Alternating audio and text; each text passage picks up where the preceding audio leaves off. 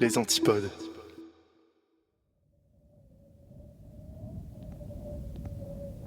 Avant d'aller dormir. Des histoires horrifiques racontées par Yop et Indigo.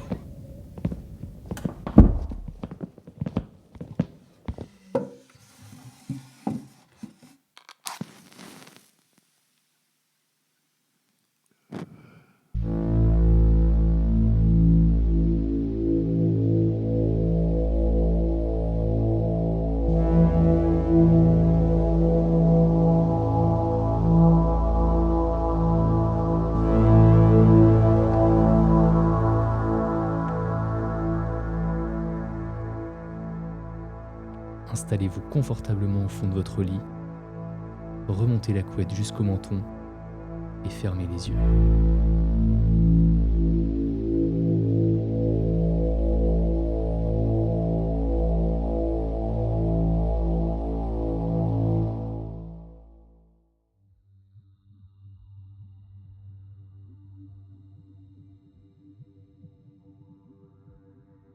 Je n'ai pas beaucoup dormi ces dernières semaines. Écoutez, je ne sais pas vraiment par où commencer avec toute cette histoire. Ça me pèse simplement sur l'esprit ces derniers temps. Et peu importe ce que je fais, je n'arrive pas à m'en débarrasser. Alors je me suis dit que j'allais en parler. Je suis en 2e année à l'université. Je fais des études de chimie. Plutôt ennuyeux, je sais. Et j'avais un ami qui étudiait l'astronomie. Il s'appelait Gart. Un soir, il avait décidé de rester tard parce qu'il avait été malade pendant une semaine. Et il avait donc besoin de rattraper son retard dans ses cours. J'ai décidé de l'accompagner, car, honnêtement, je n'avais rien de mieux à faire. Nous étions assis dans la salle d'études. Juste nous deux. Gart en face de moi, prenant des notes sur son vieux portable, qui devait être à la pointe de la technologie en 2012, et moi, ennuyé à mourir. Rien d'intéressant sur mon téléphone, je n'avais pas l'énergie de lire un livre, et il était hors de question que je fasse mon propre travail.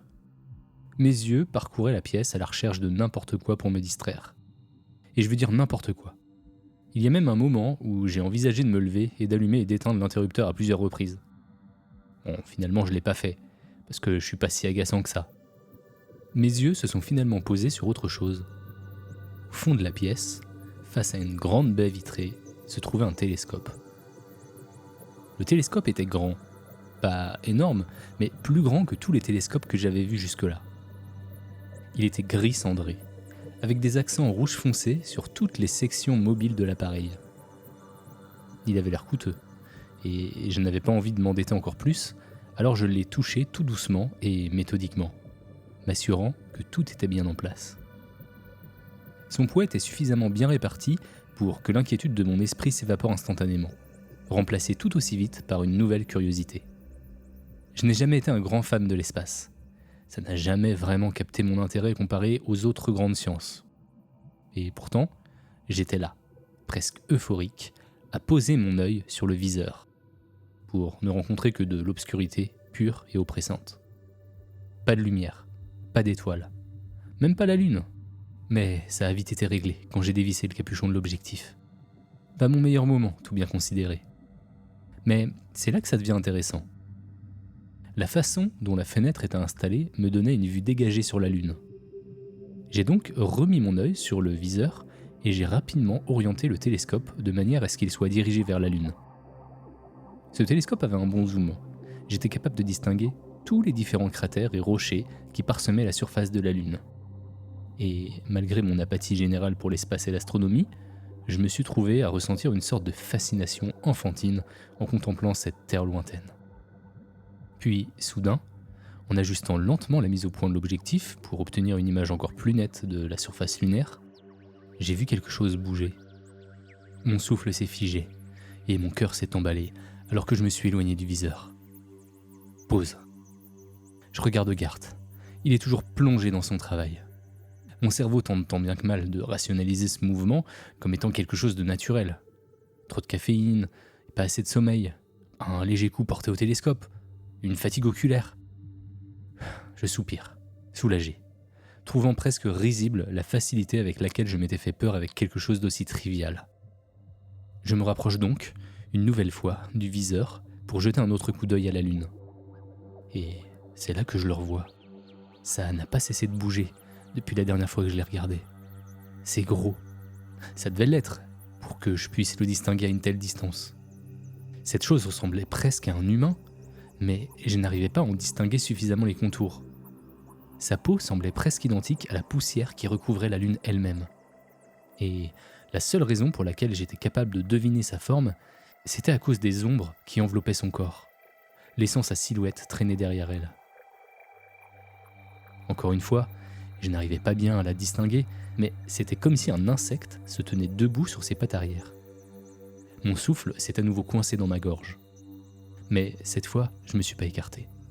Une sensation de malaise s'est installée en moi. J'étais déjà terrifié, mais là, c'était autre chose. C'était comme si je continuais à fixer cette chose, quelque chose de maudit allait m'arriver. Mais peu importe combien je me débattais avec moi-même pour bouger, je ne pouvais pas. Pas d'un pouce. Mes yeux étaient encore fixés sur la chose quand elle s'est arrêtée de bouger. Elle a tourné la tête pour me regarder. Du moins, c'est ce que je pense qu'elle a fait. C'était difficile de discerner tous les détails, mais je savais qu'elle me regardait. Vous connaissez cette sensation, quand vous savez qu'on vous regarde. Eh bien, au moment où sa tête s'est arrêtée de bouger, cette sensation s'est enfoncée profondément en moi. Bien qu'elle soit trop loin pour me voir directement, je savais qu'elle me regardait. Pas la terre, pas mon pays, mais moi, directement moi. La chose a semblé lever une main pour me pointer du doigt, et c'est là que j'ai enfin trouvé la motivation pour reculer du viseur et m'éloigner de la fenêtre, me repoussant en arrière aussi vite et aussi fort que je pouvais, finissant contre le mur de l'autre côté de la pièce. Au moment où je l'ai fait, la sensation a cessé. « Putain mec, ça va ?» m'a demandé Garth en se tournant vers moi en entendant le bruit sourd de mon dos. Tout ce que j'ai pu faire en réponse, c'était de pointer une main tremblante vers le télescope. Il m'a regardé d'un air sceptique, comme on pourrait s'y attendre, et s'est levé pour se diriger vers le télescope. Il a posé son œil sur le viseur. « Oh, mais tu te fous de moi ?» Il s'est tourné vers moi avec une expression irritée. « Et pourquoi est-ce que je tombe dans tes conneries, sérieux ?» Il est retourné à ses affaires et les a ramassées, quittant rapidement la pièce. Je ne voulais pas rester seul avec ce télescope, ou cette lune, plus longtemps que nécessaire.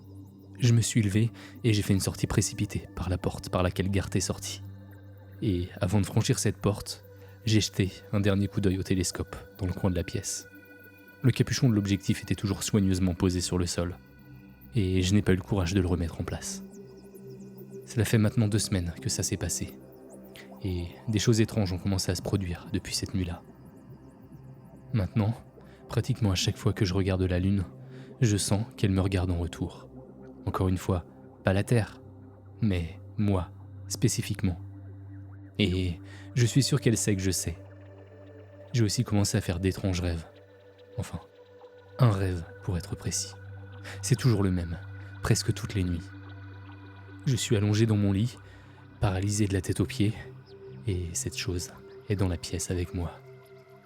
Elle est bien trop grande pour rentrer normalement, donc elle est voûtée à un point qui doit être douloureux. Ses longs doigts gris agrippant le bout de mon lit comme un étau. Je ne peux pas la voir plus clairement que la première fois que je l'ai vue. Ses traits sont enveloppés dans une ombre qui engloutit ma chambre. Les seules caractéristiques notables que je peux distinguer sont les cheveux fins et humides qui s'étendent sur mes jambes, et l'odeur fétide qui semble émaner de ces derniers. Chaque fois que la créature est là, je ressens le besoin de vomir, alors que la puanteur infecte se rapproche de moi. Sa respiration irrégulière est dépourvue de tout rythme, comme si elle apprenait à respirer pour la toute première fois de sa vie, devant constamment se rappeler d'utiliser ses poumons dans notre atmosphère oxygénée. Et puis, je me réveille. Mais, honnêtement, je ne pense pas que ce soit un rêve. Certaines fois où je me suis réveillé de cet état prolongé de paralysie du sommeil, j'ai ressenti exactement la même sensation de mal-être que lorsque je regardais la lune. Il fait toujours beaucoup trop sombre pour que mon cerveau distingue quoi que ce soit dans ma chambre, mais parfois, juste quelquefois, je peux sentir la sensation dégoûtante de ces longs cheveux lisses glissant hors de mes jambes et sortant de ma chambre. Je pourrais mettre ça sur le compte de mon cerveau, étant encore dans un état de sommeil quand je me réveille, et cela aurait parfaitement du sens. Sauf que chaque fois que cela se produit, mes jambes sont trempées. Pas de sueur, ni d'autres fluides naturels. Non, c'est bien trop huileux pour être quelque chose d'humain. Ça ne peut pas l'être. Je me lève et regarde. Et comme à chaque fois, une traînée sombre part directement de mon lit, traverse ma chambre et sort par ma fenêtre. Je frissonne en imaginant à quel point cette chose devrait se contorsionner pour passer par ma fenêtre. C'est comme ça presque chaque nuit. Ça en est arrivé au point où je redoute même de m'endormir. Et je m'efforce de rester éveillé aussi longtemps que possible. Ce n'est pas un mode de vie sain, mais honnêtement, je préfère ça que de devoir affronter cette chose. Mais ce n'est pas tout. Il s'est passé quelque chose de bien pire que ces cauchemars récurrents. Et cela a fermement ancré dans mon esprit que cette chose était réelle. Il y a environ une semaine, Garth a cessé de venir en cours. Il allait de plus en plus mal avant cela. Il réagissait plus lentement, trop fatigué pour répondre aux remarques des autres, les yeux enfoncés et ternes. Je ne comprenais pas ce qui lui arrivait au début. J'aurais préféré ne jamais le découvrir. 3 jours après qu'il ait cessé de venir en cours, je suis allé dans sa chambre, juste pour vérifier comment il allait. J'ai levé la main et frappé à la porte, et j'ai attendu. Pas de réponse. Alors j'ai tapé à nouveau, et c'est là que ça m'a frappé. Cette odeur immonde, infecte, l'odeur de la mort. J'étais trop effrayé pour faire quoi que ce soit, alors j'ai couru. J'ai couru hors du logement universitaire jusqu'à ce que je ne puisse plus courir. Je ne savais pas quoi faire. J'ai fini par contacter le personnel qui gère le logement en leur demandant de vérifier s'il allait bien, en espérant, en priant pour qu'il soit en sécurité. Mais je savais déjà au fond de moi ce qui s'était passé. Les ambulances ont conclu que Garth était mort d'une crise cardiaque. Il était mort dans son sommeil et avait été laissé là pendant 2 jours. Personne n'avait pris la peine de s'en plaindre parce qu'il avait été malade auparavant. Et sa chambre était du côté le moins cher, où différentes odeurs se mélangeaient facilement. J'entendais souvent mes camarades dire des choses comme « Au moins, il est mort paisiblement » ou « Je pense qu'il aurait été heureux ». Mais je sais que, quoi qu'il se soit passé, ce n'était ni paisible ni heureux. Je ne sais pas ce que cette chose a pu faire pour arrêter son cœur. Et j'ai peur de le découvrir. Je n'ai pas dormi depuis 4 jours. Je vois des choses du coin de l'œil. Et chaque jour, ça empire. Je ne sais pas combien de temps je vais encore tenir. J'ai pratiquement perdu toute énergie et tout désir de continuer. Peut-être que je vais en finir à mes propres conditions. Mais je ne pense pas que cette chose me laissera faire. Je suis sûr qu'elle n'a pas laissé faire Garth non plus. Je ne sais pas ce qui va se passer. Je ne suis pas prêt. Et je ne le serai jamais. Honnêtement, j'espère juste que ce sera rapide.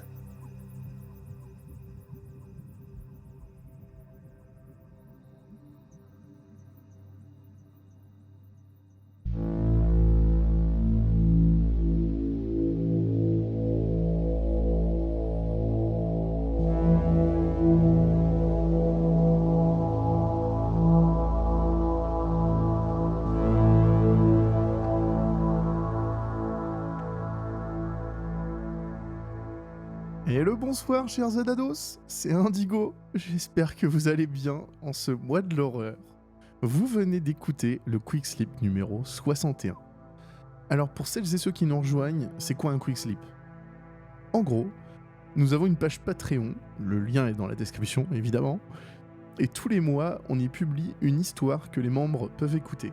C'est ce qu'on peut appeler un bonus. On a d'ailleurs sorti cette semaine le Quick Sleep numéro 60, qui est une histoire écrite par un Adados bien connu, du nom de Striker. C'est lui-même qui avait écrit l'histoire Les Mange-Nuages dans l'épisode précédent. Les membres, c'est les patrons, et des bonus, ils en ont plein. Vous pouvez y découvrir pas moins de 60 histoires supplémentaires, ainsi que des bêtisiers, parce que, on va pas se mentir, quand on enregistre un podcast entre potes, heureusement il y a le montage. On y trouve également des histoires suivies d'interviews de l'auteur, c'est ce qu'on appelle les backstories. Des discussions plus longues entre Yop et moi sur plein de sujets, et ça, ce sont les Unplugged. Alors, le nom est un peu mensonger parce qu'en vrai, nos micros sont branchés.